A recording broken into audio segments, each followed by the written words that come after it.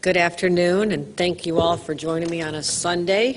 Delighted to have our Commissioner of Health, the one and only Dr. Mary Bassett, who has been on the front lines with us since almost since the beginning of our administration. I want to thank her for her incredible leadership as we talk about COVID. But before we get there, we need to step back and acknowledge the fact that there is a war going on in the Ukraine. This is an unprovoked war. It is an issue that we take strong exception to. In fact, we strongly condemn the action of Putin and Russia for this unprovoked attack, which is now leading to atrocities against innocent human beings. And that is not tolerable. This is the state of New York, and we are the home to the largest Ukrainian population in America. These are our fellow brothers and sisters. We worship with them. We go to restaurants with them. We celebrate their cultural festivals. They're an important part of the fabric of New York State. So an attack on their country is truly an attack on all of us. And I want to say we are grateful to President Biden for his global leadership. This is a time when the country should be united behind our president, because we're having an attack on democracy, the likes of which we've not seen since World War II. So we forcefully condemn these actions. We call for an immediate resolution. Let the people of the Ukraine resume their normal lives instead of having to flee for their safety and create a situation. We now have nearly 400,000 refugees.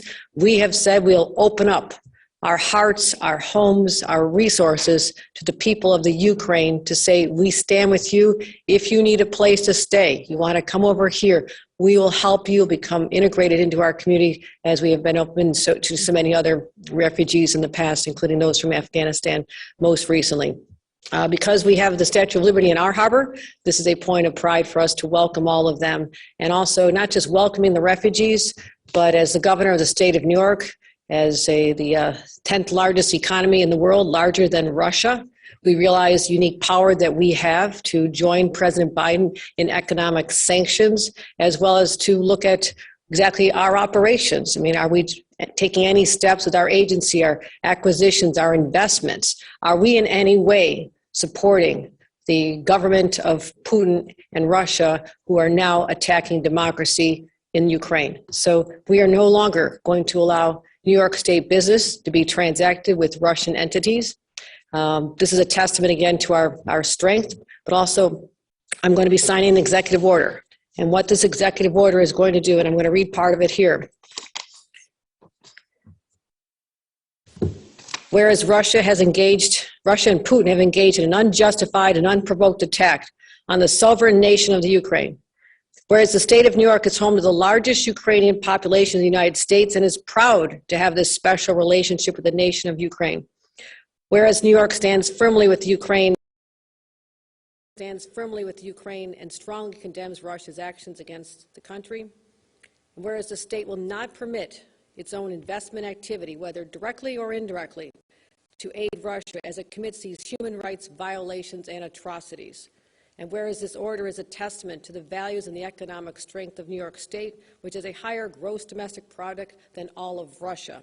Therefore, I, Kathy Hochul, as governor of the state of New York, do hereby order, effective until such time as the sanctions imposed by the federal government are no longer in effect, that we are going to be reviewing all of our state purchases, all of our investments, and seizing all of those investments until time is such further notice. We'll be calling on all divestments from state money. We're working with our comptroller on that, as well as investments in any company or institution that is on a list of Russian headquartered entities. So we're going to also continue to refrain from any future investments. This is a strong statement. It is a statement of our priorities. It's a statement of our values.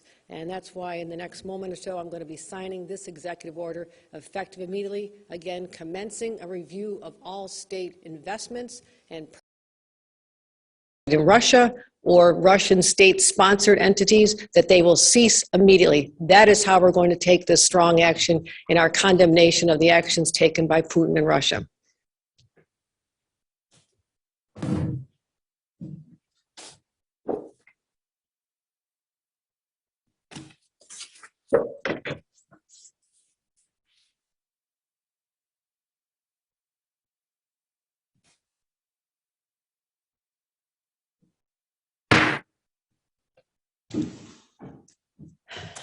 And our hearts go out to the people of this country that is under siege and to all their family members who live in our state, and we'll continue to protect them.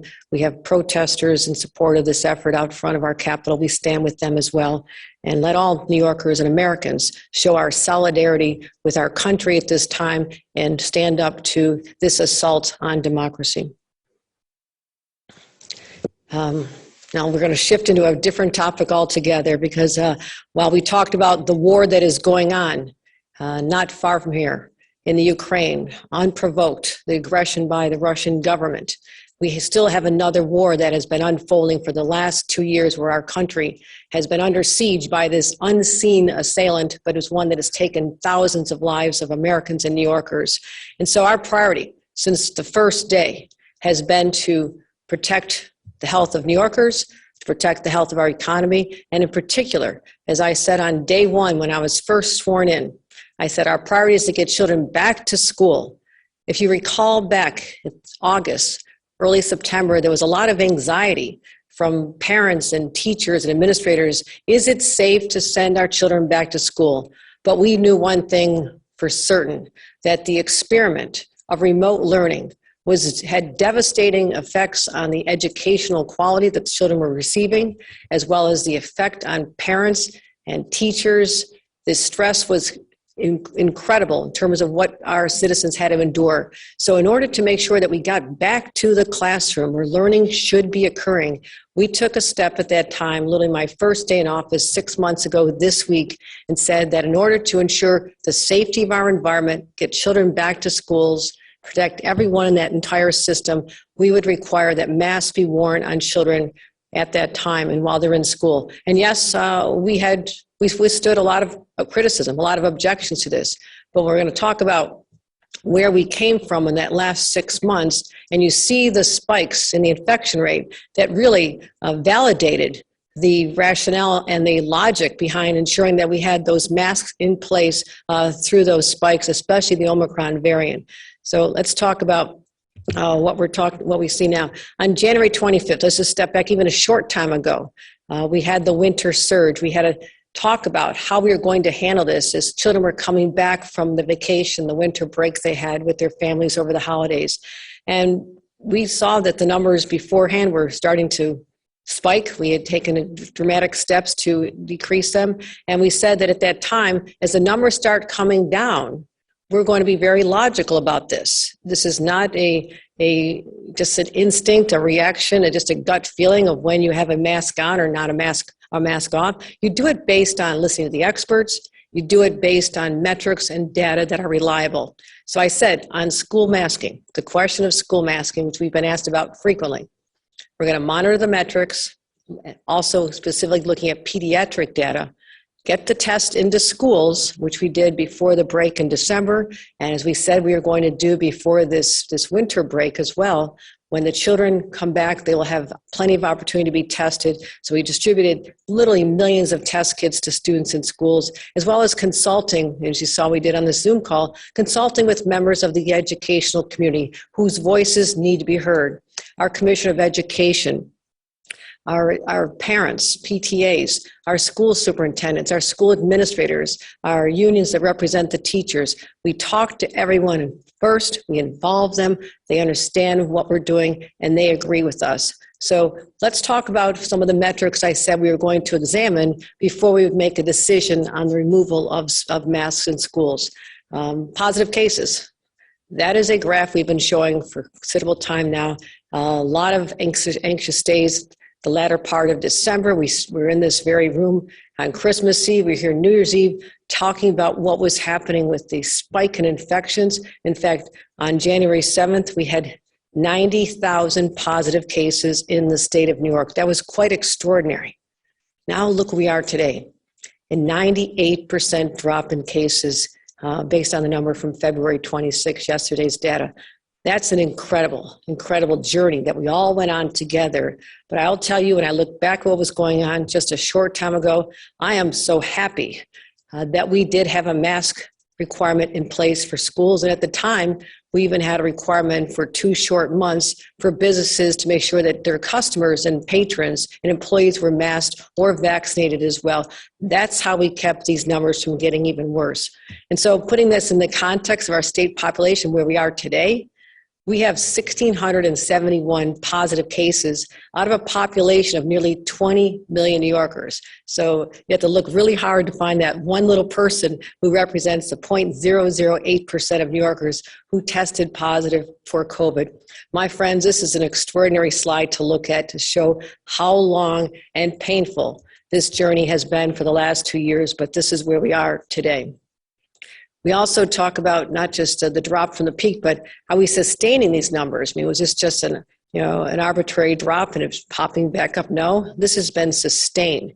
51 days of a downward trend, and that's what we are looking for as well. So again, watching trends outside this country, seeing if there's any opportunities for more variants to be developing. We've been watching this so closely with Dr. Bassett and her entire team, and this is where we are today. Same thing with the trend in our positivity rate, 7-day average, which we watch closely, again, not paying attention to one day's spikes up or down, but the whole 7-day positivity rate is going down.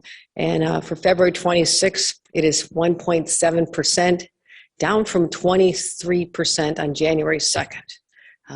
That, my friends, was a very scary time. I think we all remember that. And that has been a consecutive decline of 57 days. Again, another extraordinary accomplishment. Always watch the hospitalizations. This was my nightmare when we were starting to see hospitals overcrowded again, evoking those horrific images we saw in the early months of the pandemic 2 years ago, when the hospitals were overflowing. We didn't have enough ventilators. We didn't have enough protective equipment. We were scouring the earth in search of something as basic as a mask or a gown. And we are concerned about that impact on our capacity. So we started taking steps earlier, monitoring hospitalizations, monitoring capacity, looking at hospitals that were not doing as well, sending in reinforcements. Literally, the National Guard was called in to help some of our hospitals and our nursing homes. And you look at where we are in terms of hospitalizations, 48 straight days of a downward trend, down from over 2,000 almost 2,000 cases just a short time ago, and we've seen an amazing drop just in the last few days. So that is another positive dynamic. And we did lose 20 New Yorkers. 20 New Yorkers still leaves families with that open wound in their hearts that they lost a loved one due to COVID, and we'll never forget the individuals that succumbed to this deadly virus. But overall, we do see a downward decline in all these regions. There was a time December 22nd, 29th, January 12th, we're watching those numbers go upward and trying to work so hard with our surge and flex plan, getting more support in there, allowing more contracts to hire flexible staffing opportunities. So we put everything out there in order to make sure that we could handle our hospitalization. That is a very, very positive trajectory as well. So we're very pleased to see that. Vaccinations. This, as we've said from the beginning, this is our tool on how we beat back the virus. And I want to thank New Yorkers from every corner of the state for doing their part, roll up the sleeves, get that shot, and make sure that they were safe, they protected their family members, and protected our way of life. I mean, all those vaccinations have made a true difference in our ability to get back to normal. And we had basically a military-style operation to get more children vaccinated as soon as they were allowed. The first dose, the second dose, and if you look at our numbers, I am really proud of how we've done here. Over 95 plus New Yorkers have had at least one dose. 85.5% have had their series complete over age 18. And so I'm going to show you some calculations here, but I'm really proud of this graph. We are number one among all large states in having fully vaccinated teenagers. We are number two in all large states for having fully vaccinated 5 to 11-year-olds. We're just a little bit behind Illinois, so I think we can surpass this. We like to be number one in everything we do. And also among the large states, the fully vaccinated total adult population right here. We also now, we've talked about, this is our overall state snapshot, what we've been monitoring, where we are today. But not just looking at our normal metrics, we also examine very closely what is going on with our children, and that's what I want to show you next. 7-day average cases, children 5 to 18. Again, Look at where we were on January 10th. Even let's go back to the start of the school year. We had 832 cases when we first instituted our mask requirements for kids. We went up to 14,167 cases on January 10th. That was, again, a very scary time for families, seeing that there were a lot of children becoming infected with this. Not many children were vaccinated at the time. We were anxiously waiting to hear when we could do the younger children. And now that number has been reduced to 229 cases. We're at our lowest point in pediatric cases since July of 2021, and that was before the school year started. So this has been our trend over the school year. So as you can all see, looking at the data and the evidence that we followed, that we are in a much, much better place. Pediatric hospitalizations, one of the last metrics I want to look at.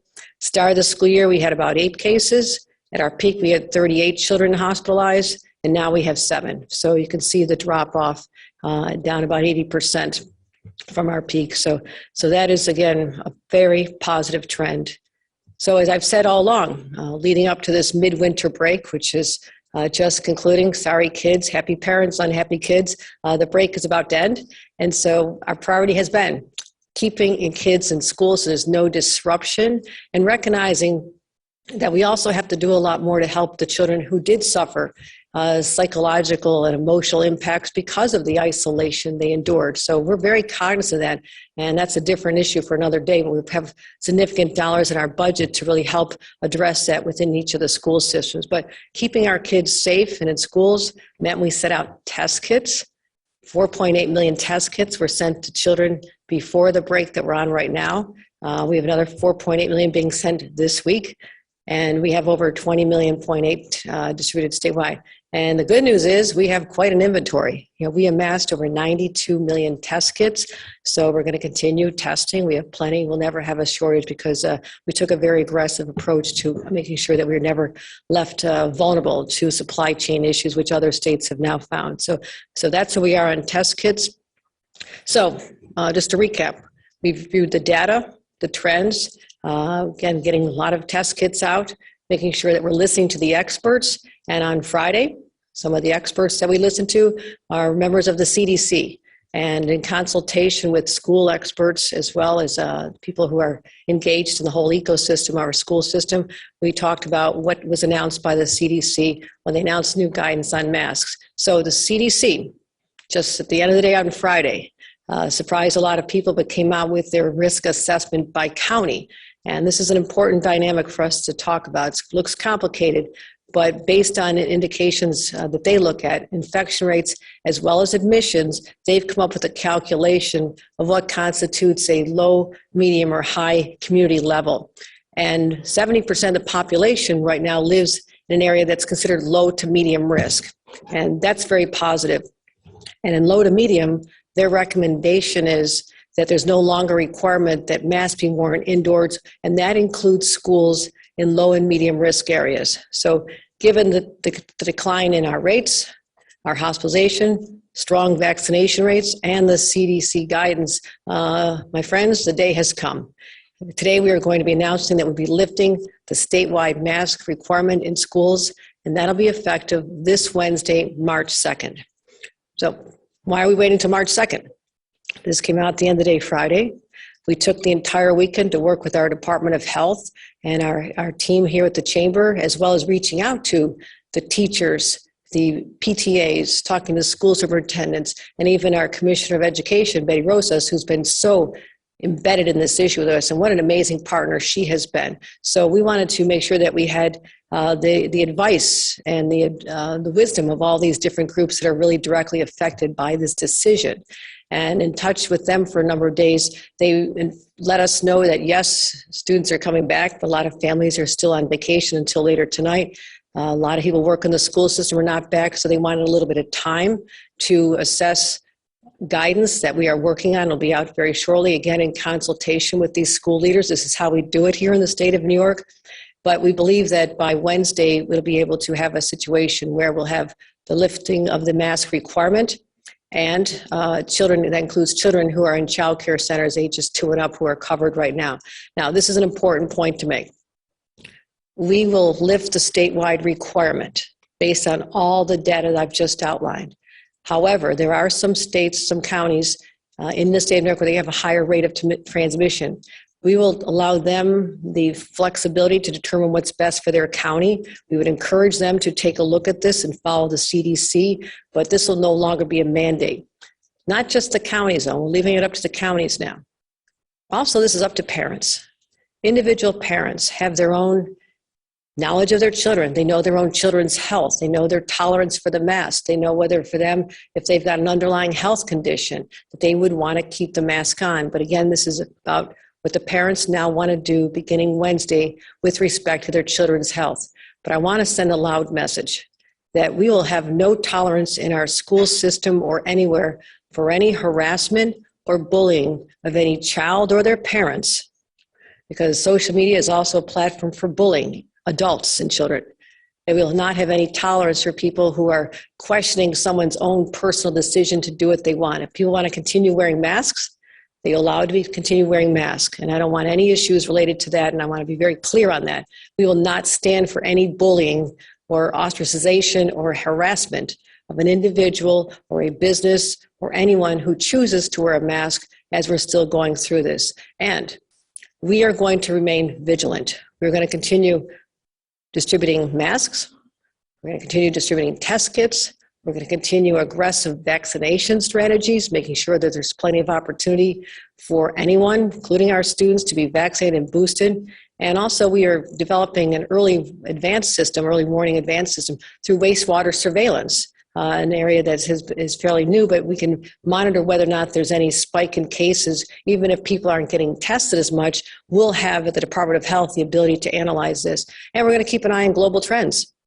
Again, there was talk last October, November, the numbers were starting to decline. That was good. We really need the requirements in place. And then Omicron hit and was first named on November 26th. First case in New York State was on December 2nd. And you know what happened after that because we've been talking about it nonstop. So let's keep an eye on the global trends as well. And we need to retain their flexibility to make adjustments as needed. But for now, this is a very good news announcement that we're going to allow the cessation of statewide mask mandates in schools. Here's the areas we're still going to have mask requirements in effect for the time being. State-regulated healthcare settings, state-regulated adult care facilities and nursing homes, our correctional facilities, homeless shelters, domestic violence shelters, and as the federal government requires that they continue to be instituted on trains and airports and airplanes, buses and train stations. So what I have done with respect to these categories, because we're focusing on this children's masks in schools today, that I've called for a review of our cases in these specific settings. And within a short time, we'll have an analysis of whether or not, in fact, these are areas that remain vulnerable or whether or not there's been a plateauing and then a decline in cases over the similar amount of time. So I just want to make sure we have all the data available before we would end masks in these categories as well. But that is currently under review. So this is a huge thank you to all the school districts, the superintendents, the school boards, the administrators, the principals, the teachers, the parents, and the children themselves. We stood together as a state. This was a difficult time. There's a lot of people questioning what we're doing, but I always had that sense. If we stick with the experts and the data and let that be our guide and not let criticism and politics intervene in this decision-making, we'll end up in the right place. And that is why I feel very confident that this is the time to lift the mask requirement. And I want to thank all the parents and everybody who have been through this. And with that, I do want to just acknowledge Dr. Betty Rosa, our Commissioner of State Education. She could just share a couple of remarks. Dr. Rosa? Thank you. Thank you, Governor. First and foremost, I want to thank the Governor and her staff for leading us through this work, along with our chancellor and our regents and all the cooperation. We have been truly working on behalf of the children of the state.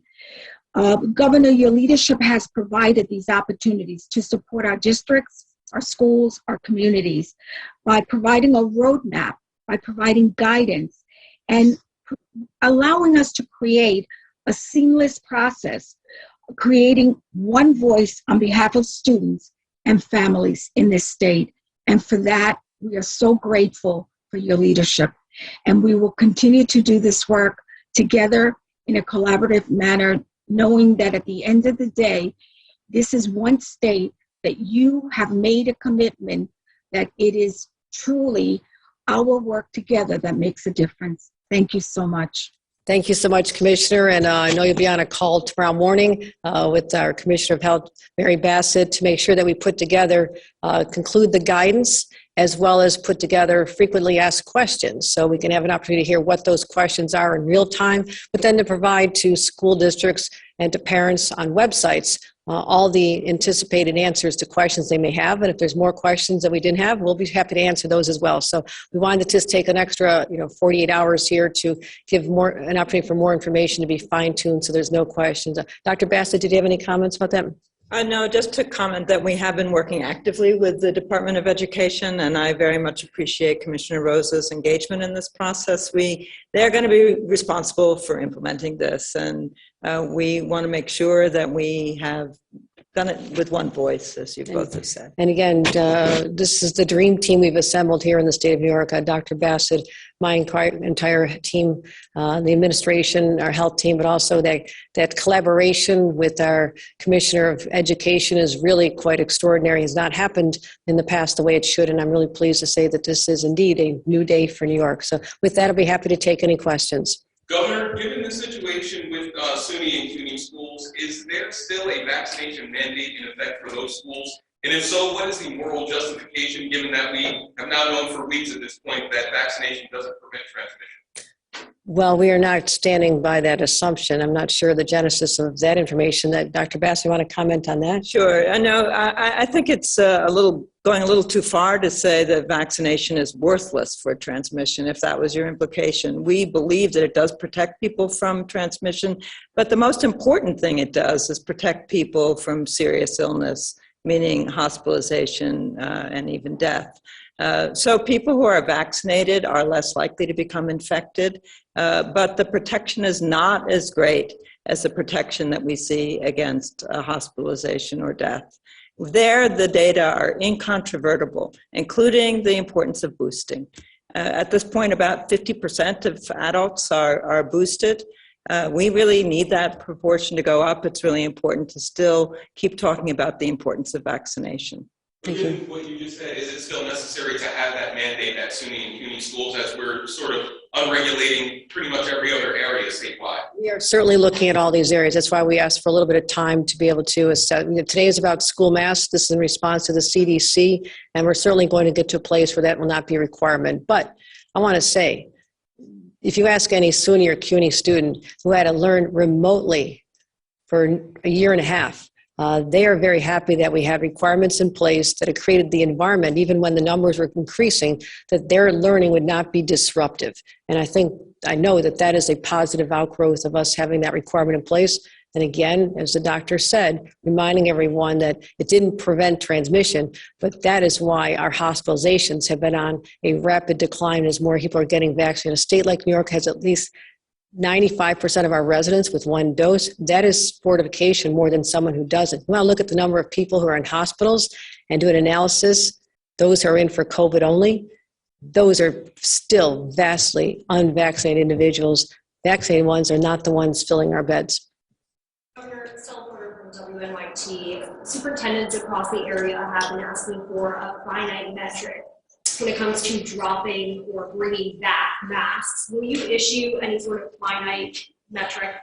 I believe we have been very clear in all the metrics, data, variables that we were going to look at in terms of making the decision today. We've laid it out. We watched the numbers trend. We talked about infection rates. We talked about listening to the experts. We just talked to all the leaders in the educational community. They are very satisfied with the idea, the decision that we would have them stop on this Wednesday. And in terms of reestablishing masks again, that is an area where we hope that people continue to get vaccinated, continue to protect their health, continue to be tested. If a student tests tomorrow positive because we sent home a test kit with them, that child needs to stay home and to be isolated for a few more days until they recover. We have to make sure that those are continued followed. So we have said all along, there's not going to be one specific number because it's a combination of many factors as we've laid out continuously. Governor, Some superintendents across the state had also sent a letter to her Friday asking to reevaluate the mask mandate and drop that common in schools. Did that have any influence or impact on the decision you made today? I've been receiving letters like that since August 27th. And if you saw that spike, how many cases we had, I'm really glad that we didn't succumb to any of the political winds or the pressures or all the factors that were out there, other than being clear-eyed and looking at the data and listening to the experts. That is why today we were able to say this is the time to eliminate those barriers. And as I said before, it's two more factors. It was not a letter we received, with all due respect. It's not a letter. It is the fact that we'd already been on this path. We had talked about this January 25th when I said a month from now, our children will be on break. Let's see if the numbers hold. Let's see all these factors I already spoke about. If they hold, and they have held, and we said we wanted to get test kits to students. The children will be tested tomorrow because of our effort before they go into school. And on top of that was the CDC decision late in the day Friday. So those were the only variables that we considered. Again, we appreciate the input of everyone, but a few superintendents have an opinion, but the head of the entire School Superintendents Association for the state of New York supports what we're doing. Governor, coming out of the pandemic, some people still feel somewhat financially insecure, and a lot of members of your party have called for you to support the Good Cause Eviction Bill, and one of your primary opponents, Tamani Williams, has repeatedly come out in favor of that. I know you don't negotiate legislation at press conferences, but do you have a position or a leaning on that one way or the other? I think you answered the question that I would have given you. Again, I'm not entertaining political issues in this forum, and this is very serious. We're talking about what's happening, an assault on our democracy, half a world away. We're talking about that. We're talking about an important turning point in our war against COVID. So that's what I'm focused on, and all those discussions about COVID relief for individuals will continue with the legislators. But I assure you that by the end of March, or shortly thereafter, we'll have a budget that'll explain our position on all those. But I have done more for any individual who've been hit hard by this pandemic than any governor in the state, in this entire country. What we did on the first week of September when the eviction moratorium was to expire nationwide, I said, no, we have to wait. Let's get the $2 billion out to people. They have not had the benefit of the ability to have this money that was planned by Congress to get in their hands, but before my time here was not out in the hands of people to give to the landlords. So therefore, no other governor did this, but we extended the eviction moratorium until January 15th, whereas every other state had stopped it at that time. So I think my credentials and positions in terms of protecting people during this pandemic are very clear and established. Any other questions? Yes, Okay. yes, ma'am. Good afternoon, Governor. We're going to jump over to Zoom right now. Michelle Bocanegra from Politico is your first question. Michelle, your mic is open. Hi, Governor. How are you? Great, thanks.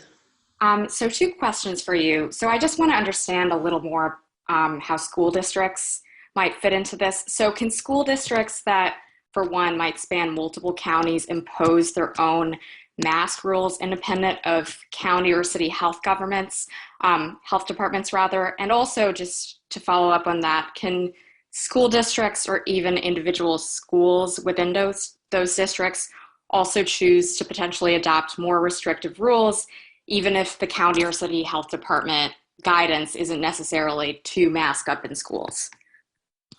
My position is to empower the local governments to make the decisions for their entire county.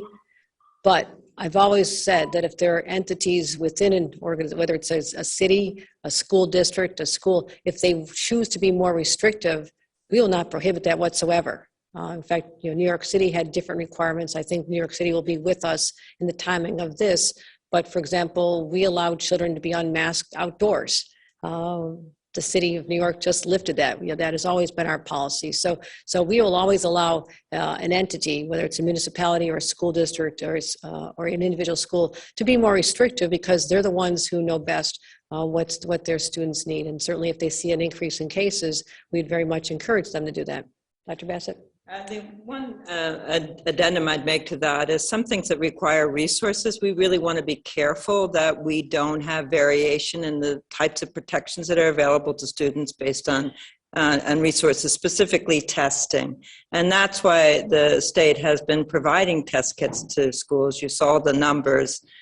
We prefer to see that as a county-wide decision because we don't want to see some children with better resource schools have access to testing, for example, and other schools not able to do that simply because of resources. Policy decisions should be made at county government level, but they shouldn't vary by school according to the resources that school has. It's an equity issue. Right, certainly making sure that they have the resources, of course. And we're going to keep getting the testing kits out and providing vaccination pop-ups. And we encourage schools to create that opportunity for us to come in and literally do a vaccination pop-up and continue providing exactly as Dr. Bassett said. So there's no disparity in the assets available for the schools. But if they choose to be more restrictive, that is their option. Thank you, Governor. Your next question comes from Kevin Dugan of AM New York Metro. Kevin, your mic is open. Hi, Governor. How are you? Good, Kevin. How are you? Doing good, thanks. I wanted to follow up on your executive order targeting Russian business. I wanted to see there was some other demands. I saw Manhattan Borough President Mark Levine asked for the seizure of oligarchs' assets, many of which are in New York City. I was wondering if you could get behind that, or how do you think the state should target assets by Russian companies and owners? We are certainly looking at all of our options, is what I'll tell you. Then if there's an action to be taken, you'll certainly know about it, but the individuals who are targeted will know beforehand. What I did today was to take an affirmative action related to any state activity related to Russia or Putin to send a strong message where our priorities are, and they're with the Ukrainian people and the country of Ukraine, and to make sure that we are not spending any taxpayer dollars in support of propping up that regime. And we'll continue to assess that, but the issue you raised is to talk about specific assets. We are actually in conversation with our leaders of our banking community and other places we can have an impact. Again, I'm not going to squander the fact that the state of New York has a larger economy than Russia.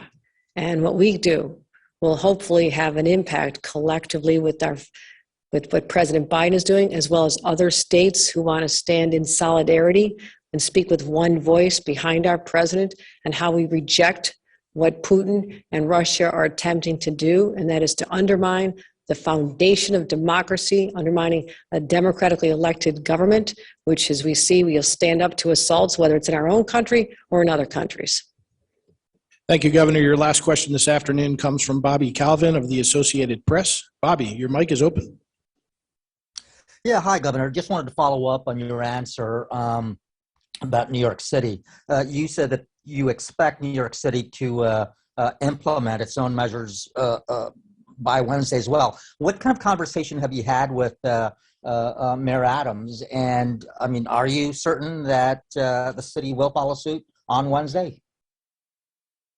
I don't speak for the mayor. We spoke today. You can certainly ask him his position. I feel confident, but I think you want to hear that from the mayor out of deference to him. Okay. But, I mean, I would imagine that there were conversations before, considering that New York City does have 1 million, nearly half of the state's school population. Would you have done it if he had not be willing to do it yet? Oh, because this is a statewide decision. So as I gave an example that the city of New York has the power, as does any city or any entity in the state of New York, to be more restrictive than the state. So we will be lifting this. We have been in conversation with the city of New York.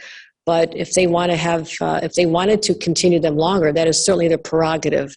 But I represent 20 million people of the state of New York, and this is the position we're taking here. But certainly in consultation with the mayor, I spoke to many leaders across the state to talk about letting them know what we're looking to do. And I anticipate they'll follow, but I don't have control over that. They want to be more restricted. But I will tell you the statewide requirements will apply to everyone. The city wants to continue their own policy, more restrictive, not less restricted. No entity can be less restrictive than what the state of New York is doing. So that's the flexibility that's out there. So I think you'll be hearing, you can speak to the mayor on this, but we do speak all the time, including today. All right, thanks for coming out, everybody. Appreciate your time.